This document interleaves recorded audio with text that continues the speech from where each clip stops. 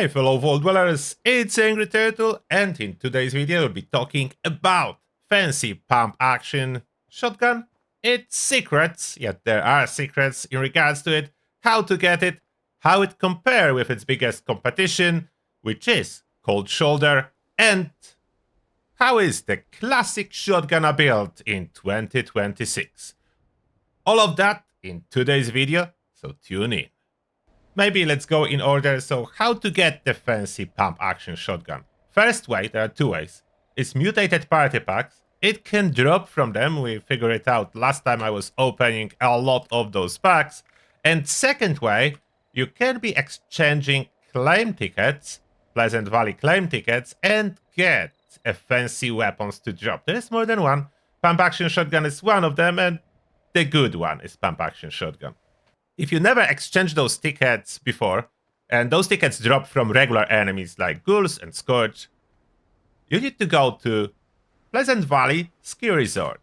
Here we are. We'll just ignore everything and run directly in so you know exactly where to go in order to buy it. Oh, and some of the enemies decided to give up before anything started. So we'll be heading in here. We need to go to other side. Get the staircase. The trading post here as well. We want to go to the lower level, and there is employees only. To the left. Yes, you do need to finish some of the main quest lines, like very old main quest lines, to have access in here. In the quest lines in regards to top of the world and rows in there. But then you will have access to Bellhop, and you just talk with Bellhop. And Bellhop is saying, do you have a claim ticket? Checking claim ticket. And it's a slow process. There is no way to exchange multiple at once. You just keep tapping Bellhop to keep exchanging the claim tickets. As you can see, it's a good way of getting really quickly as well pre-war money. If there is a daily or weekly to scrap pre-war money, some other scrap and stuff. And from time to time, those fancy weapons do drop, not always. I'm just showcasing here another, and again, pre-war money, fancy hairbrush, that's not a weapon. And I will not be exchanging more. Now, what the weapon is, and what is its secret, as there is one.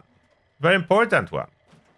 First, it absolutely cannot be modified. All mods are hidden, therefore you cannot even see what kind of mods there are.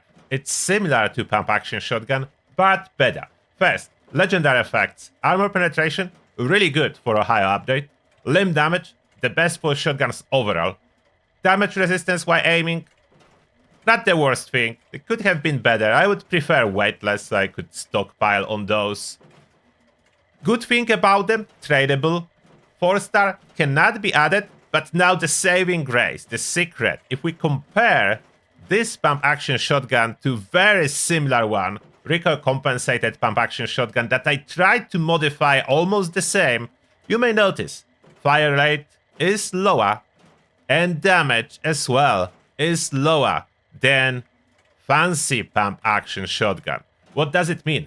Most likely, 95% I would give on that, there is a hidden cursed effect on this weapon, resulting in increased fire rate and damage, which is really good.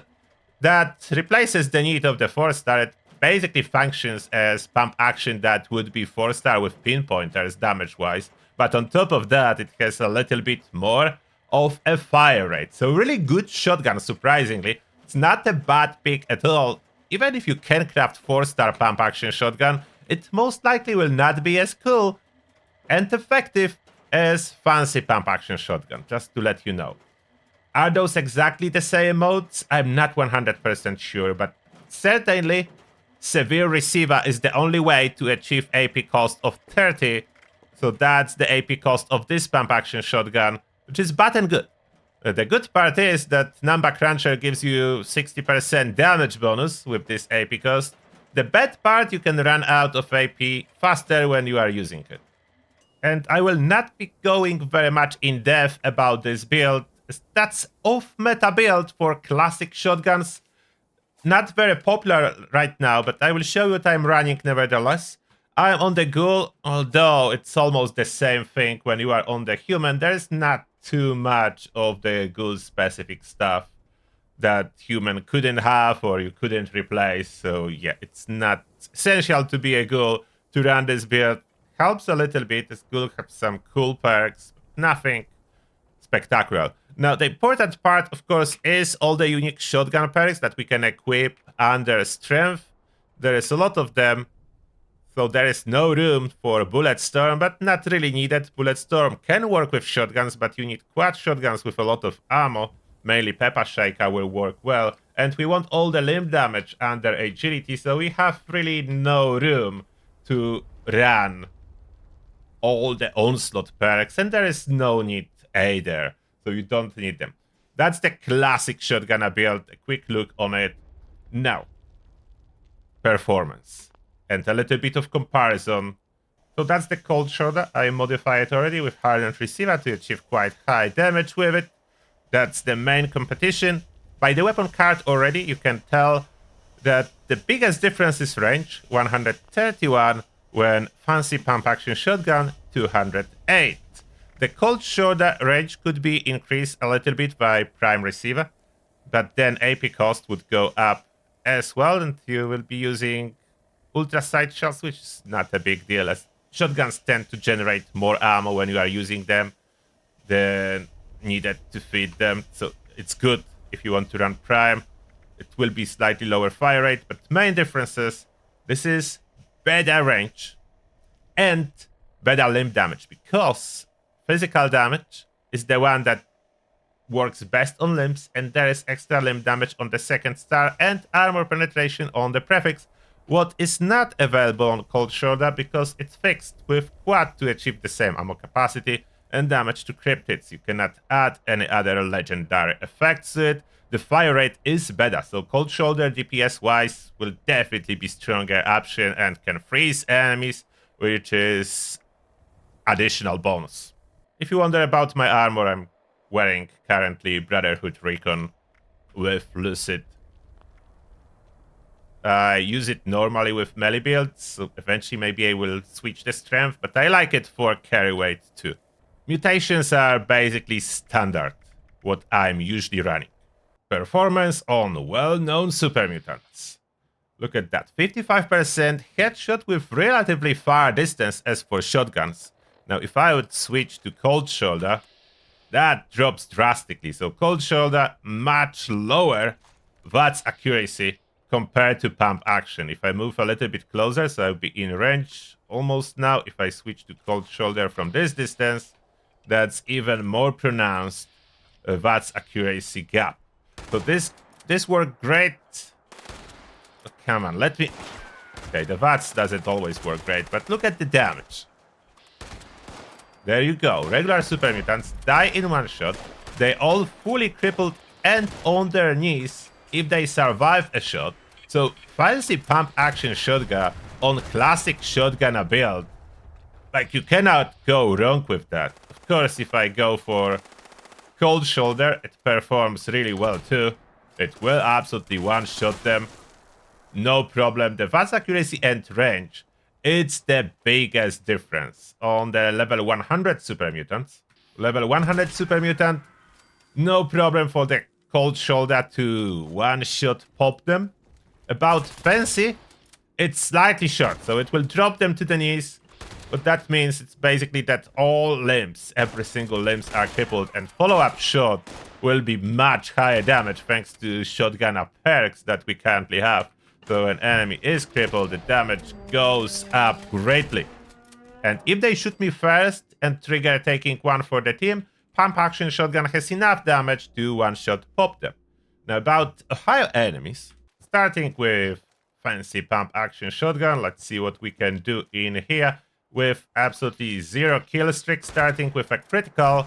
First shot fully cripples, following up shots, really high damage. I cannot one-shot them, but I would say performance as for Ohio enemies is really good. They are indeed tougher than classic enemies that we can encounter on the old part of the maps, especially those Grand Hunt and other bosses. The real endgame bosses, will you be effective at taking them down with a shotgun? No, not as much, but you can fill up more of a support role running with either Fancy for crippling or Cold Shoulder for freezing enemies and crippling too, just a little bit slower. Decent DPS as well. Now let's see Cold Shoulder, how it will do versus Grand Hunt. If you somehow don't know how to get the Cold Shoulder, you can purchase it with atoms, or you can get it with stamps from Whitespring Refuge. Giuseppe in there. Another Grand Hunt target, this time Cold Shoulder. Ed will do the same, so we'll attack the main target first before we stack any adrenaline, so it will be fair. And there it is, a toxic one. Looking for some cover, but we can get it, and it's already down. So you can see it still doesn't one-shot them, but Cold Shoulder, we can indeed fire faster. So that's the advantage of the Cold Shoulder versus those enemies. The disadvantage, when they will be a little bit further away, we are losing damage. Like, that took so many shots, because even it looks like it's close, it's already outside of the range for the weapon. When they will be still in range for Fancy Pump Action, this damage, range is higher in here, therefore damage drop-off do not start so early. There we go. It was even further than the one with Cold Shoulder approach, but this one is defeated, no problem. And this one decided not to register damage from our first shot. It is fine. We'll get it eventually. There you go. So to summarize about this shotgun, I would say that's a very good performance for something you can get ready to go with just those tickets or drop from mutated party packs. If you consider that, the power is really good. If you want the strongest meta weapon, of course, that is not it. The Peppa Shaker will be highest DPS for heavy / shotgun build types. But that being said, what do you think? Are you interested in this type of a shotgun? Are you a classic shotgunner, or are you chasing the meta? Let me know. Both camps have most likely some kind of argument. At least I think so. And thank you all for watching. See you all in the next one.